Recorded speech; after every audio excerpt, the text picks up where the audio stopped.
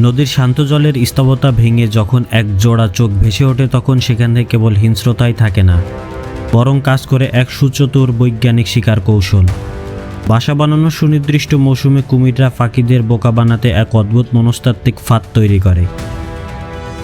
এরা অন্তত সুনিপুণ ভারসাম্য বজায় রেখে নিজেদের মুখের উপর ছোট ছোট গাছের ডালপালা ও লাঠি সাজিয়ে জলের উপরিভাগে স্থির হয়ে বেসে থাকে। বক বা অন্যান্য পাখিরা যখন বাসা তৈরির জন্য উপযুক্ত উপকরণের খোঁজে মরিয়া হয়ে ওঠে, এই ডালগুলো নিতে আসে, তখন তারা মূলত এই সরীসৃপের মারাত্মক চোয়ালের সীমানায় পা দেয়।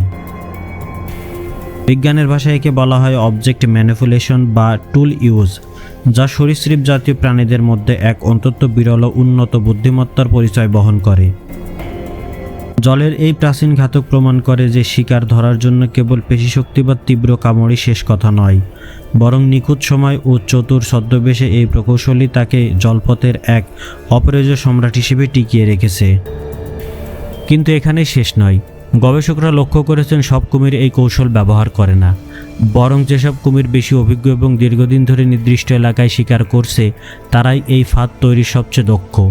অর্থাৎ এটি শুধু সহজাত প্রবৃত্তি নয়, বরং পরিবেশে পর্যবেক্ষণ, অভিজ্ঞতা থেকে শেখা আচরণের ইঙ্গিত।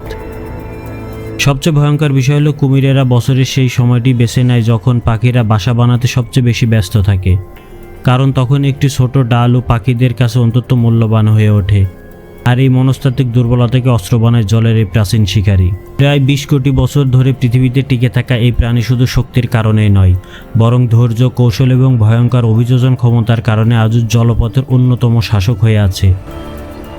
নদীর নিস্তব্ধ জলে তাই কখনোই সবকিছু যতটা শান্ত দেখায়, বাস্তবে ততটা শান্ত নয়, কারণ সেই নীরবতার নিচেই হয়তো অপেক্ষা করছে প্রকৃতির সবচেয়ে প্রাচীন ও ধূর্ত শিকারীদের একজন।